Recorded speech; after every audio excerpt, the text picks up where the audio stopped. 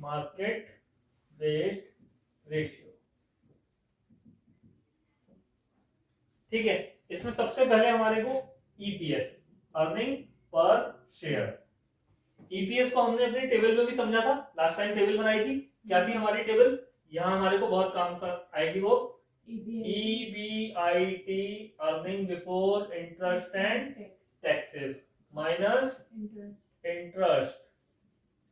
क्या बचा? EBT, earning before taxes minus taxes. बचा EAT, earning after tax minus reference dividend. क्या बचा? Earning available for ESH, earning available for ESH, equity share holder. इसको divide कर दिया था हमने किससे? Number of equity share. क्या आ गया था हमारा? EPS, earning per share. एक शेयर के लिए हमने क्या कमाया, ये हमारा फाइनल कंक्लूजन। तो लिखने की जरूरत है क्या फॉर्मूला? नेट प्रॉफिट में से इसको भी माइनस कर दो, इसको भी माइनस कर दो, इसको भी माइनस कर दो, तो क्या बचा? Earning available for equity share holder, और उसको डिवाइड कर दो नंबर ऑफ शेयर से, आ गया ईपीएस। फटाफट से नोट करेंगे, net profit after tax and preference shares, net profit after interest, tax and preference dividend upon number of equity share. एक रेशियो हमारा कंप्लीट। दूसरा PE ratio, profit earning ratio, most important. PE ratio बोले तो profit earning ratio. पहले लिख लेते हैं, बाद में समझते हैं। Current market price of equity share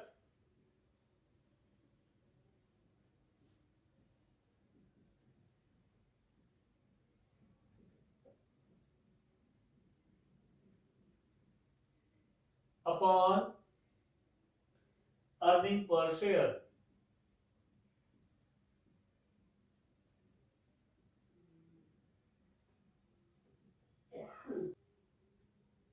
done. ये रेशियो हमको क्या बताता है? सपोज करो कोई शेयर, उसकी फेस वैल्यू है 10 रुपए, कंपनी ने इशू किया 10 रुपए का, लेकिन आज वो मार्केट में ट्रेड कर रहा है 100 रुपए का। अगर मैं आज इस शेयर को खरीदना चाहूं तो मुझे ये कितने का मिलेगा? 100 रुपीज का। लेकिन उसकी एक्चुअल वैल्यू जो है कंपनी में कितनी है? फेस वैल्यू 10 रुपए। अब कंपनी कहती है कि मैंने 10 रुपए के शेयर के बदले में 10 ही रुपए डिविडेंड दिया।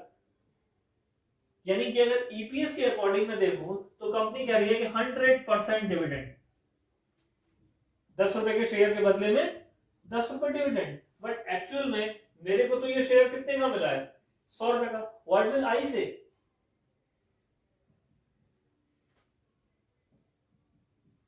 मुझे कितना मिला है? ठीक है, ये रेशियो बताता है कि प्रॉफिट अर्निंग कितनी है एक शेयर पे। फेस वैल्यू से मत देखो, फेस वैल्यू तो तब थी जब कंपनी स्टार्ट हुई, और उस समय भी पता नहीं, हो सकता है उसने प्रीमियम पे इशू किया हो। जरूरी थोड़ी ना है कि मैं 10 रुपए के शेयर को फेस वैल्यू पे इशू करूंगा। मैं कहता हूं 10 रुपए का शेयर, 40 रुपए प्रीमियम, 50 रुपए में ले लो। अब वो डिविडेंड कैलकुलेट कर रहे हैं 10 रुपए पे, मार्केट वैल्यू कितनी है? 50 रुपए। कैलकुलेशन कहाँ होनी चाहिए? 50 रुपए पे। ठीक है, ये सब परसेंट वाले हैं, समझाना। Next, market price to book value ratio. Market price to book value ratio. Market price, book value. Again किस किस की फाइट हो रही है? 10 रुपए की और 100 रुपए की, market price per share upon book value per share, market price per share upon book value per share.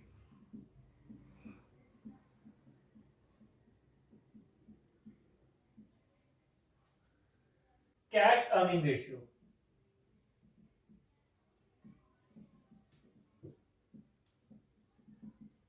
Cash earning ratio is equal to net profit after tax, PAT लिख दो in short, PAT profit after tax plus depreciation upon number of equity share.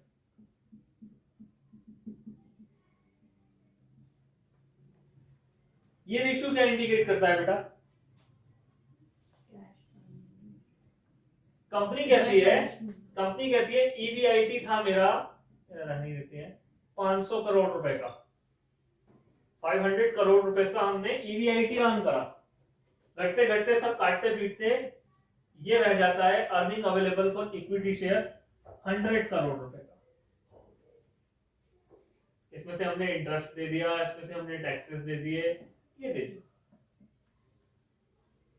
लेकिन इससे पहले एक clause को और add कर लेते हैं, profit before depreciation 800 crore minus depreciation 300 crore, ये बचा कितना? अब इस बात बताओ, इंटरेस्ट दिया समझ में आता है, कैश में दिया, टैक्सेस दिए ये भी समझ में आते हैं, डिविडेंड बांटा ये भी समझ में आता है, लोगों के खातों में गया, क्या डेप्रिसिएशन का कोई खर्चा एक्चुअल में होता है क्या? क्या प्लांट एंड मशीनरी उठ के खड़ी हो जाती है क्या किसी दिन, लाओ लाओ पैसा लाओ? ये कैश एक्सपेंडिचर नहीं है, ये कैसा एक्सपेंस है? नॉन कैश एक्सपेंस है। लेकिन हम ये देख रहे हैं कि कंपनी की प्रॉफिटेबिलिटी को क्या कर रहा है? कम कर रहा है, और हम अपने जानबूझ के कर रहे हैं भैया, नहीं तो टैक्स देना पड़ेगा, जितना प्रॉफिट कम रखेंगे उतना टैक्स कम बचेगा, देना पड़ेगा। तो प्रॉफिट को कम करने के लिए टैक्स को कम करने के लिए प्रॉफिट को हम कम कर रहे हैं। लेकिन जब मैं सामने करूंगा, फेस करूंगा इक्विटी शेयर होल्डर को, तो मैं उन्हें बताऊंगा कि भैया एक्चुअली हम लोगों ने तुम्हारे लिए 100 करोड़ नहीं कमाया था, तुम्हें 100 करोड़ तो हम दे रहे हैं, प्लस 300 करोड़ रुपए का डेप्रिसिएशन जो कटा है वो भी तो तुम्हारे लिए कटा, कमा के रखा है 400 करोड़ रुपए। कंपनी ने डेप्रिसिएशन रिजर्व बनाया है प्लांट एंड मशीनरी खरीदने के लिए, हमने तुम्हारे लिए 400 करोड़ कमाया है, बट टैक्सेस बचाने हैं इसलिए 300 करोड़ का डेप्रिसिएशन है। तुम्हें जो 100 दिख रहा है उसको तुम कितना मानो? 400। ये है रेशियो, कैश अर्निंग रेशियो। हम फेस कर रहे हैं किसको? इक्विटी शेयर होल्डर को, बताने की कोशिश कर रहे हैं उन्हें कि प्रॉफिट आफ्टर टैक्स कितना है प्लस डेप्रिसिएशन कितना है, ये सब तुम्हारे लिए ही है। फाइन, नोट कर लो। उसके बाद है dividend pay out ratio. Company का डिविडेंड देने की जो स्ट्रैटेजी है वो किस तरह की है? कंपनी डिविडेंड अच्छे देती है या ग्रोथ में जो बिलीव करती है? दो तरह की कंपनी होती है, एक होती है जो हाई डिविडेंड देती है और अपने इन्वेस्टर्स को खुश रखती है। मैंने 100 रुपए का शेयर दिया और 40 रुपए उस पर डिविडेंड कमा के दे दिया, वाह, इन्वेस्टर खुश, ये होनी चाहिए कंपनी। एक कंपनी ऐसी होती है वो कहती है 100 रुपए का शेयर है, 5 रुपए डिविडेंड मिलेगा, लेकिन एक साल में तुम्हारे 100 रुपए के शेयर की वैल्यू 160 रुपए करके दिखाएंगे। इन्वेस्टर कहता है इससे कोई फर्क नहीं पड़ता, मुझे तो तुमने 5 ही रुपए दिए, मैं क्या खाऊं, शेयर देख के थोड़ी खुश होऊंगा। एक कंपनी ग्रोथ में बिलीव करती है, एक कंपनी वेल्थ में बिलीव करती है। एक कंपनी जो डिविडेंड ज्यादा दे रही है वो अपने इन्वेस्टर की वेल्थ को बना रही है। एक कंपनी जो स्टॉक की वैल्यू बढ़ा रही है, अपनी बैलेंस शीट को मजबूत कर रही है, रिजर्व एंड सरप्लस को, वो ग्रोथ वाली कंपनी है, वो ग्रोथ में बिलीव कर रही है। ठीक है, प्रॉफिट मैक्सिमाइजेशन इसको हम बोलते हैं, इसको हम वेल्थ मैक्सिमाइजेशन बोलते हैं। तो डिविडेंड किस तरह का है, कितने परसेंटेज डिविडेंड है, इसको हम देखने की कोशिश करें। Dividend payout ratio indicate the extent of the net profit distributed to the shareholder as dividend. A high payout significant a liberal distribution policy, and a low payout reflect conservative distribution policy. अगर आप dividend कम दे रहे हो तो आप conservative distribution policy को follow कर रहे हो। कंजर्वेटिव कॉन्सेप्ट आपको 11th क्लास में पढ़ाया जाता है। कंजर्वेटिव कॉन्सेप्ट के अंदर हम क्या पढ़ते हैं? कंजर्वेटिव कॉन्सेप्ट में हम ये क्या पढ़ते हैं कि एक बिजनेसमैन जो होना चाहिए उसकी जो आंख होनी चाहिए वो कैसी होनी चाहिए? बाज, दूर से देख ले, मतलब जो फ्यूचर ओरिएंटेड हो, जो फ्यूचर को निगाहों में पढ़ सके, मार्केट को स्कैन कर सके। यहाँ पे मैं जब भी पढ़ाता हूँ छोटी सी कहानी भी बताता हूँ रामायण की। जब माता सीता की खोज करते करते वानर सेना समुद्र के किनारे आके थक गई थी, हम कहाँ जाएं, प्रभु श्री राम को कैसे फेस करें, कैसे उनके सामने जाएं और कहें कि माता सीता को हम कहीं नहीं ढूंढ पाए, तो उनको संपाति से मुलाकात हुई थी, जटायु का भाई। उसने बताया था कि 400 योजन दूर लंका में अशोक वाटिका में माता सीता बैठी है। उसे कितनी दूर का दिखता है बाज को। तो व्यापारी भी इसी तरह का होना चाहिए, उसे दूर की सोच रखनी चाहिए। तो कंजर्वेटिव कॉन्सेप्ट हमको ये बताता है कि प्रॉफिट कम से कम बांटो लेकिन वेल्थ ज्यादा से ज्यादा बनाओ। ठीक है, रेशियो नोट कर देते हैं। Dividend pay out ratio note करेंगे। Dividend per share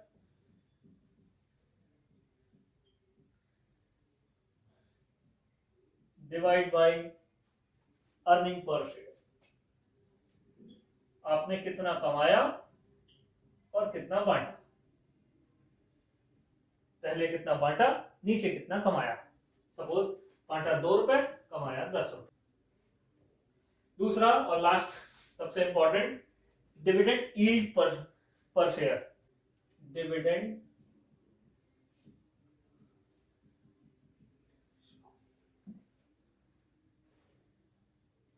dividend yield ratio is equal to dividend per share. जो मैंने आपको पहले ही बताया कि सपोज मुझे 10 रुपए डिविडेंड मिला और मैंने शेयर को 100 रुपए का लिया, तो मुझे कितने परसेंट कमाई हुई, ये मेरा है डिविडेंड यील्ड रेशियो। कितने का शेयर लिया, market price per share, dividend yield per share upon market price, sorry market price into 100।